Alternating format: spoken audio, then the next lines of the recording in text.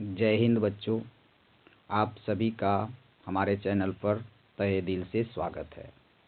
बच्चों, आज हम लोग जो है हिंदी गोधूली गद्य खंड का एक चैप्टर है, यानी पहला चैप्टर है, जिसका नाम है श्रम विभाजन और जाति प्रथा।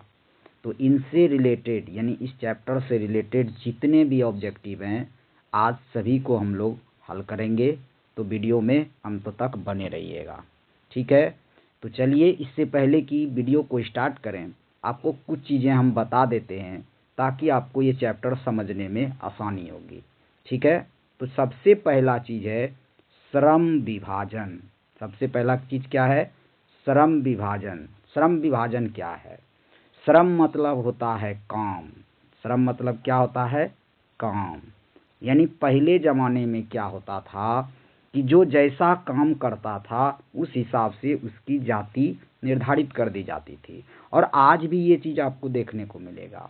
इसलिए श्रम विभाजन और जाति प्रथा एक दूसरे से घनिष्ठ रूप से संबंधित है। तो इसलिए यदि हम एक को समझ गए तो दूसरे अपने आप समझ जाते हैं। उदाहरण के लिए आप समझिए, यदि कोई काम करता है दूध बेचने का, ठीक है, तो दूध बेचने का काम करता है, उसको हम लोग क्या नाम दे देते हैं? ग्वाला, है ना, ठीक है। तो दूध बेचने वाला, यानी जो दूध बेचने वाला है, वो उसका काम क्या हुआ? दूध बेचना, और उसका जाति क्या हो गया? ग्वाला। देख रहे हैं कितना घनिष्ठ संबंध है। तो इसी तरह से हमारा जो समाज है इसी तरह से विभाजित है, और इसी तरह से विभाजित था, और अभी भी है कुछ हद तक। पूरी तरह से तो नहीं कर सकते हैं, और इतना ही नहीं, इस पे बहुत सारा विवाद भी है, बहुत सारी समस्याएं भी है। बाकी उस पर हम लोगों को उतना जाना नहीं है, बस जो हमारे चैप्टर में हमको उसको पढ़ लेना है, समझ लेना है। तो बात समझ गए। श्रम विभाजन का मतलब हुआ काम का बंटवारा, और जाति प्रथा का मतलब तो आप लोग समझते ही हैं, क्योंकि हमारा जो राज्य है ये तो इस पर पूरी तरह से, एक तरह से कह सकते हैं, इस पर पूरी तरह से विश्वास करता है, ठीक है। तो चलिए, समय ना गवाते हुए चलते हैं आगे, और अब हम लोग जो है एक एक करके श्रम विभाजन और जाति प्रथा से रिलेटेड जितने भी ऑब्जेक्टिव बनते हैं उसको आज हम लोग हल करते हैं, ठीक है। तो वीडियो में अंत तक बने रहिएगा, और जहाँ भी आपको लगेगा कि नहीं हम इस क्वेश्चन का जानते हैं आंसर, तो आप क्या कीजिएगा? कमेंट करके हमको बताइएगा, ठीक है। और यदि नहीं जानते हैं तो फिर आप देखिएगा, हम बताएंगे, ठीक है। तो बच्चों, सबसे पहला जो प्रश्न है, सबसे पहला प्रश्न है कि श्रम विभाजन और जाति प्रथा के लेखक कौन हैं? पहला जो प्रश्न है बहुत ज़्यादा इम्पोर्टेंट है, क्योंकि आप जानते हैं कि जो कोई भी कहानी होता है उसके लेखक होते हैं, वो बहुत ज़्यादा इम्पोर्टेंट है। 4-5 नंबर इसमें आपको आ ही जाते हैं। तो यहाँ पे जो पहला प्रश्न है वो यही है कि श्रम विभाजन और जाति प्रथा के लेखक कौन हैं? तो बच्चों, इसका जो सही आंसर होगा, इसका सही आंसर होगा बाबा साहेब भीमराव अंबेडकर। क्या होगा? श्रम विभाजन और जाति प्रथा के लेखक कौन होंगे? बाबा साहेब भीमराव अंबेडकर, ठीक है। उम्मीद है आप समझ गए होंगे। आगे चलते हैं बच्चों। अगला जो प्रश्न है वो है डॉक्टर अंबेडकर के पिता का क्या नाम था? यानी जो बाबा साहेब भीमराव अंबेडकर थे उसके पिता का क्या नाम था? इसका आंसर होगा रामजी सकपाल। क्या नाम था? रामजी सकपाल। याद रखिएगा, आपको हो सकता है ये पूछ ले, तो इसलिए इस चीज़ को ध्यान में रखना है। क्या नाम था? रामजी सकपाल। तो यहाँ पे ऑप्शन बी में है रामजी सकपाल, तो आंसर हो जाएगा हमारा रामजी सकपाल। चलिए आगे बढ़ते हैं। अगला प्रश्न है बच्चों कि आधुनिक सभ्य समाज कार्य कुशलता के लिए किसे आवश्यक मानता है? देखिए यहाँ पे क्या कर रहा है, आधुनिक सभ्य समाज कार्य कुशलता के लिए किसे आवश्यक मानता है? जो आजकल का आधुनिक सभ्य समाज, मतलब आजकल जो पढ़ा लिखा समाज है, वो कार्य कुशलता के लिए किसे आवश्यक मानता है? तो दोस्तों, जैसा कि आप जानते हैं कि जो कोई भी काम करेगा कार्य कुशल तभी होगा जब उसके बीच काम का बंटवारा हो जाएगा। मान के चलिए कोई काम करता है, मिस्त्री है, तो उसके लिए अलग मतलब कह सकते हैं उसका बंटवारा हो गया कि हाँ भाई ये लोग मिस्त्री का काम करेगा, ये भाई कुछ और काम करेगा, ये भाई कुछ और काम करेगा। तो इस तरह जब बंटवारा हो जाएगा तभी हमको कार्य कुशलता प्राप्त होगा। इसीलिए इसका आंसर क्या हो जाएगा बच्चों? श्रम विभाजन, यानी काम का बंटवारा। श्रम विभाजन का मतलब क्या हुआ? काम का बंटवारा। तो आधुनिक सभ्य समाज कार्य कुशलता के लिए किसे आवश्यक मानता है? श्रम विभाजन को। ठीक है, उम्मीद है आप समझ गए होंगे। चलिए अगला क्वेश्चन पे चलते हैं, और जिसको पता होगा कोई भी क्वेश्चन का आंसर तो वो कमेंट करके हमको बता सकते हैं। ठीक है, अगला जो प्रश्न है क्वेश्चन नंबर 4, वो क्या कहता है देखिएगा। कहता है जाति प्रथा भारत में बेरोजगारी का एक डैश कारण बनी हुई है। यानी जो जाति प्रथा है भारत में बेरोजगारी का कैसा कारण बनी हुई है, यानी क्या ये बात सत्य है कि जाति प्रथा भारत में बेरोजगारी का एक कारण है? पहले तो ये समझना होगा। तो बिल्कुल है, क्योंकि आप जैसा जानते हैं कि जाति के आधार पर आरक्षण भी होता है, बहुत सारा मुद्दा है, खैर उस पर ज़्यादा नहीं जाएंगे। तो यहाँ पे हम ज़्यादा उतना चर्चा नहीं करेंगे, मोटा मोटी चूंकि हम लोग ऑब्जेक्टिव पढ़ रहे हैं तो हम ऑब्जेक्टिव पढ़ के आगे निकलेंगे। ठीक है, तो यहाँ पे कह रहा है जाति प्रथा भारत में बेरोजगारी का एक डैश कारण बनी हुई है, प्रत्यक्ष, प्रमुख, और इनमें से दोनों या इनमें से कोई नहीं। तो बच्चों इसका आंसर हो जाएगा सी, ए और बी दोनों। यानी जो भारत में जाति प्रथा है वो बेरोजगारी का दोनों कारण समाये हुए हैं, एक तो प्रत्यक्ष भी है और दूसरा प्रमुख भी है। प्रत्यक्ष तो है ही, साथ साथ क्या है? प्रमुख भी है। ठीक है, तो चलिए आगे बढ़ते हैं। 5वां प्रश्न है बच्चों कि मूक नायक क्या है। 5वां प्रश्न क्या है? मूक नायक क्या है। तो मूक नायक यानी मूक मतलब क्या होता है जानते हैं? एक तरह से कह सकते हैं बिना बोलने वाला। मूक नायक उसी को बोलते हैं जो बोलता नहीं है लेकिन काम करता है बड़ा बड़ा। तो वो क्या है? पत्रिका है। वो क्या है बच्चों? पत्रिका है। ठीक है, बात समझ में आ गया? मूक नायक क्या है? पत्रिका है। चलिए आगे चलते हैं। 6 नंबर क्वेश्चन। 6 नंबर क्वेश्चन कहता है कि डॉक्टर भीमराव अंबेडकर की मृत्यु कब और कहाँ हुई। तो इसका सही आंसर होगा 1956 में दिल्ली में। कहाँ हुआ था? 1956 में हुआ था। कहाँ में? दिल्ली में। याद रखिएगा 1956 में। और कहाँ हुआ था? दिल्ली में। किसकी मृत्यु? डॉक्टर भीमराव अंबेडकर जी की मृत्यु। कब और कहाँ? तो 1956 में हुई। कहाँ हुई? तो दिल्ली में हुई। इससे अलग अलग भी क्वेश्चन पूछा जा सकता है, इसलिए बता दिए। ईस्वी होगा 1956, जगह होगा दिल्ली। ठीक है, चलिए अगला क्वेश्चन चलते हैं। अगला क्वेश्चन कहता है बच्चों कि डॉक्टर भीमराव अंबेडकर का जन्म कब हुआ, यानी ईस्वी बताना है। तो डॉक्टर भीमराव अंबेडकर का जो जन्म हुआ है बच्चों वो हुआ है 14 अप्रैल 1891 ईस्वी को। कब हुआ है? 14 अप्रैल 1891 ईस्वी को। तो इसका आंसर क्या हो जाएगा? 14 अप्रैल 1891। ठीक है, चलिए आगे चलते हैं। अगला प्रश्न है बच्चों कि अंबेडकर की दृष्टि में, यानी अंबेडकर की दृष्टि में भाईचारे का वास्तविक रूप कैसा होता है। यानी भाईचारा आप तो समझते ही है, भाईचारा का मतलब होता है मिलजुल कर रहने वाला, और ऐसा मिलकर रहने वाला जो किसी को पता भी ना चले, है ना। तो इसीलिए अंबेडकर की दृष्टि में भाईचारे का वास्तविक रूप कैसा होता है? दूध और पानी के मिश्रण की तरह, कि एक दूसरे में ऐसे घुल जाओ कि किसी को पता भी ना चले। ठीक है, तो उम्मीद है आप यहाँ तक समझ गए होंगे। तो चलिए अब चलते हैं आगे प्रश्न की ओर। तो अगला जो प्रश्न है बच्चों वो ये है कि भारतीय संविधान के निर्माण में महत्वपूर्ण भूमिका किसकी है। तो जैसा कि आप लोग जानते हैं जो पूरा हमारा भारत है वो चलता है संविधान पे। किस पर चलता है बच्चों? वो चलता है संविधान पे। यानी यहाँ पे जितने भी लोग हैं सभी के लिए एक ही कानून है। वो कानून कौन बनाता है, या वो कानून कहाँ से आता है? भारतीय संविधान से आता है। तो ये कह रहा है कि भारतीय संविधान के निर्माण में महत्वपूर्ण भूमिका किसकी है। तो याद रखिएगा बच्चों कि भारत के संविधान के निर्माण में सबसे महत्वपूर्ण भूमिका भीमराव अंबेडकर जी की है। किसकी है? भीमराव अंबेडकर जी की। ठीक है, तो याद रखिएगा भारतीय संविधान के निर्माण में महत्वपूर्ण भूमिका किसकी है? भीमराव अंबेडकर जी की। चलिए अगला प्रश्न चलते हैं। अगला प्रश्न कहता है बच्चों कि सभ्य समाज की आवश्यकता क्या है? सभ्य मतलब क्या हुआ? सभ्य मतलब हुआ एकदम पूरी तरह से परिपूर्ण समाज, जिसमें कोई दुख ना, कोई सुखी ना, सब चीज की पूरा तरह से। तो सभ्य समाज की आवश्यकता क्या है प्यारे बच्चों? सभ्य समाज की आवश्यकता है श्रम विभाजन। क्या है? श्रम विभाजन।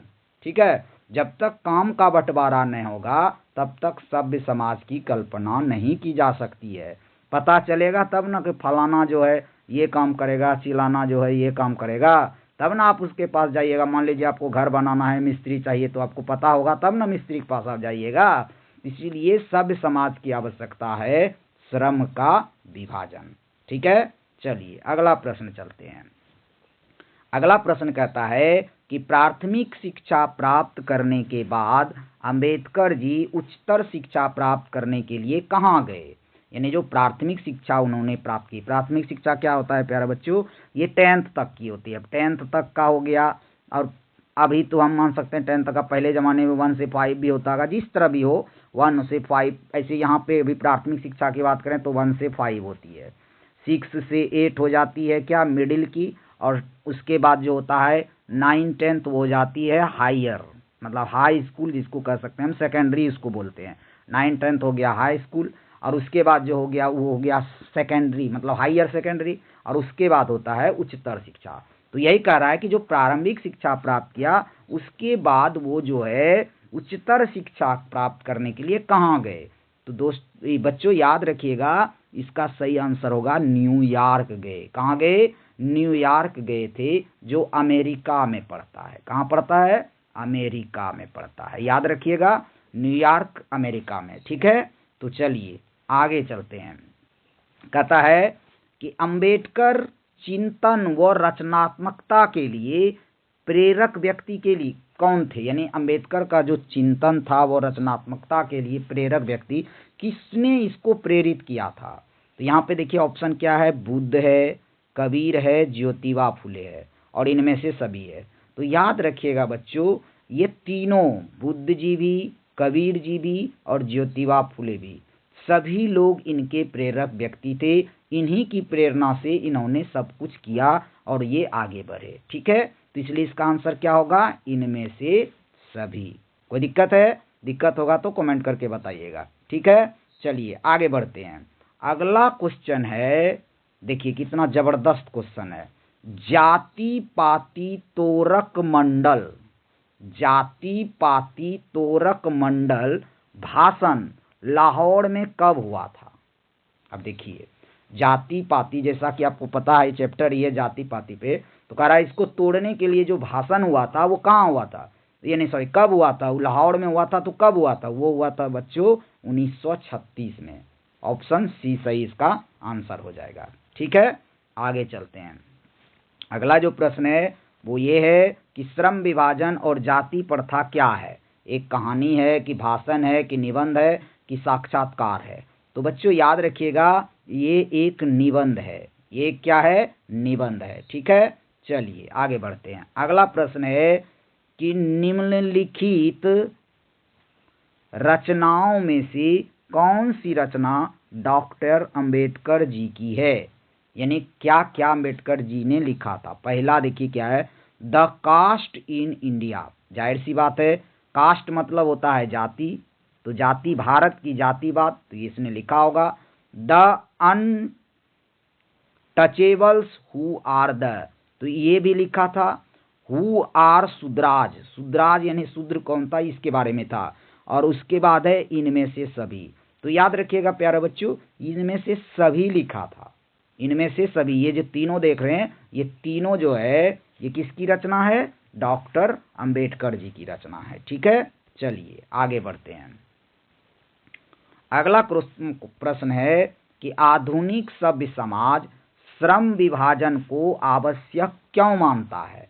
जैसा कि पिछला प्रश्न यदि आप देखेंगे, इससे पीछे हम बताए थे, तो वहाँ पे हम बताए थे कार्य कुशल होना है तो श्रम विभाजन करना पड़ेगा, और उसका इस यहाँ पे घुमा के दे दिया कि आधुनिक सभ्य समाज श्रम विभाजन को आवश्यक क्यों मानता है, तो क्या होगा, कार्य कुशलता के लिए। क्या हो जाएगा, कार्य कुशलता के लिए। ठीक है, चलिए उसके बाद है श्रम विभाजन।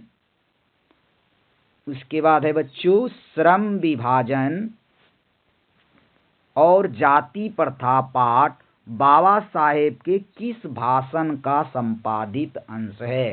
यानी ये जो पाठ बनाया गया है बाबा साहेब के किस भाषण से, यानी किस भाषण में बाबा साहेब ने इसकी बात की थी, तो इसका होगा एनिहिलेशन ऑफ कास्ट। क्या होगा बच्चों, एनिहिलेशन ऑफ कास्ट। ठीक है, तो चलिए अगला जो प्रश्न है बच्चों वो देखिए क्या है, आपको दिखा रहे हैं, थोड़ा ध्यान से देखिएगा, स्क्रीन पे आ चुका है, आप देखिए और बताइए यदि जानते हैं तो, और नहीं जानते हैं तो ठीक है हम आपको बता रहे हैं। देखिए अगला प्रश्न है अंबेडकर के भाषण एनिहिलेशन ऑफ कास्ट को किसने हिंदी में रूपांतरित किया। यानी जो अंबेडकर जी ने भाषण लिखा था, जैसा नाम से ही आपको दिख रहा है एनिहिलेशन ऑफ कास्ट, तो इसका मतलब क्या है, ये अंग्रेजी में था, इसको कह रहा है किसने हिंदी में रूपांतरित किया, यानी किसने इसको हिंदी में किया, तो इसका आंसर होगा बच्चों ललई सिंह यादव। कौन होगा, ललई सिंह यादव। ठीक है, तो चलिए अगला प्रश्न की ओर चलते हैं। अगला प्रश्न कहता है बच्चों अंबेडकर का जन्म किस परिवार में हुआ था। तो जैसा कि आप जानते ही हैं अंबेडकर ना तो ब्राह्मण था, ना क्षत्रिय था, ना कायस्थ था, क्या था, दलित था। क्या था, दलित। तो किस परिवार में जन्म हुआ था, दलित परिवार में। चलिए आगे देखते हैं। अगला प्रश्न कहता है कि लेखक को इस युग में कहां पर विडंबना दिखाई दिया। मतलब लेखक जो भीमराव अंबेडकर हैं उसको जो है इस युग में कहां पर विडंबना दिखाई दिया, मतलब दुर्भाग्य कह सकते हैं, तो आंसर होगा इसका जातिवाद में। कहां दिखाई दिया, जातिवाद में। चलिए अगला प्रश्न है कि डॉक्टर अंबेडकर के माता का नाम क्या था। तो डॉक्टर अंबेडकर के माता का नाम था बच्चों भीमाबाई। क्या नाम था, भीमाबाई। ठीक है, याद रखिएगा क्या नाम था, भीमाबाई। उसके बाद चलते हैं। उसके बाद कहता है कि डॉक्टर अंबेडकर ने पीएचडी की उपाधि कब धारण की। यानी डॉक्टर पीएचडी एक डिग्री होता है बच्चों, जब आप ज़्यादा पढ़ेंगे तो आपको पता चलेगा, ये होता है आपको एमए के बाद। किसके बाद, एमए के बाद एक डिग्री होती है जिसका नाम है पीएचडी। ठीक है, और जब ये कोर्स करते हैं हम लोग या ये पढ़ाई करते हैं तो हम प्रोफेसर बनने लायक हो जाते हैं। ठीक है, तो वही कह रहा है कि डॉक्टर अंबेडकर ने पीएचडी की उपाधि कब धारण की, तो इसका आंसर होगा बच्चों 1916 में। कब होगा, 1916 में। चलिए अगला चलते हैं।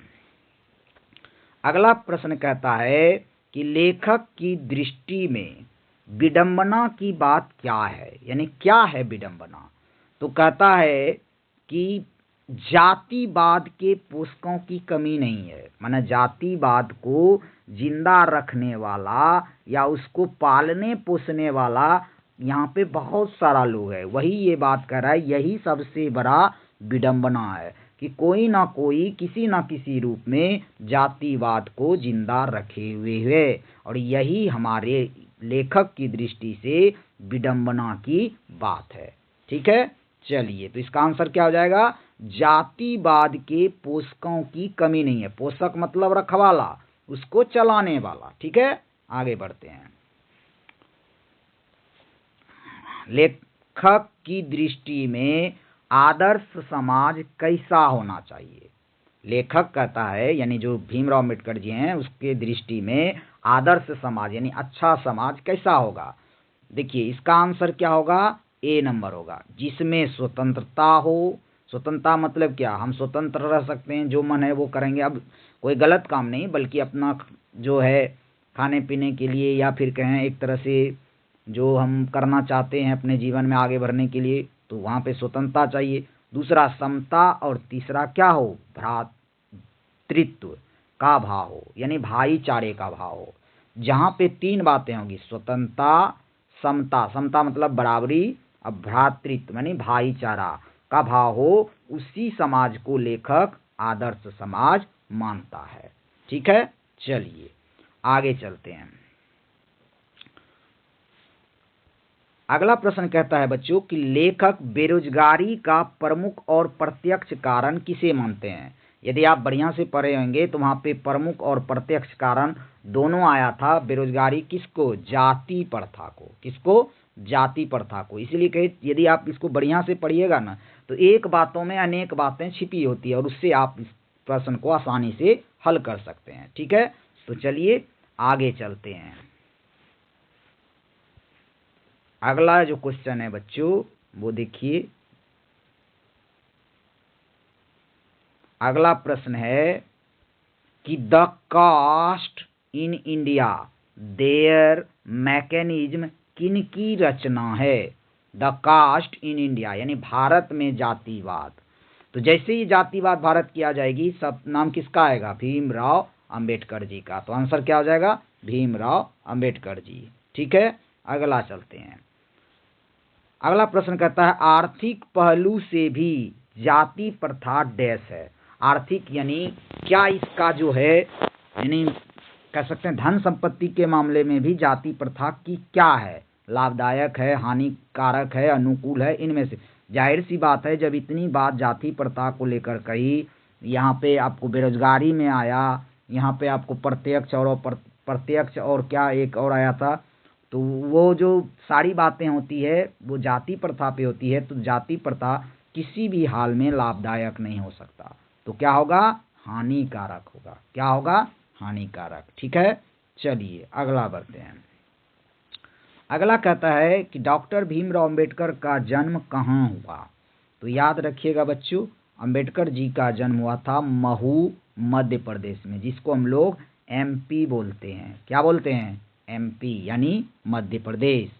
अगला है डॉक्टर अंबेडकर जी ने किस पत्रिका का संपादन किया था, यानी जो पत्रिका इन्होंने बनाया था या संपादन किया था, लिखा था, उसका नाम क्या था। उसका नाम था प्यारे बच्चों बहिष्कृत भारत। क्या नाम था, बहिष्कृत भारत। और लास्ट क्वेश्चन है जो कि बहुत इंपॉर्टेंट है, भारतीय संविधान का निर्माता, यानी भारतीय संविधान जो आज कानून बना है ना, जो संविधान हमारा कानून देता है पढ़ने का, खेलने का, इस सब का, तो भारतीय संविधान का निर्माता के रूप में हम किन्हें जानते हैं। तो इसका आंसर होगा भीमराव अंबेडकर जी को। ठीक है, तो उम्मीद है आप लोग इसको अच्छी तरह से समझ गए होंगे। इसको एक दो बार देखिए और 2 से 3 नंबर पक्का कर लीजिए। ठीक है, 2 से 3 नंबर क्या कीजिए, पक्का कर लीजिए। तो चलिए आज की वीडियो को अब यहीं पे समाप्त करते हैं। यदि आप इस चैनल पर नए हैं तो चैनल को सब्सक्राइब कर लीजिए और दोस्तों के साथ शेयर भी कर दीजिएगा। ठीक है, चलिए मिलते हैं अगले वीडियो में। Bye bye.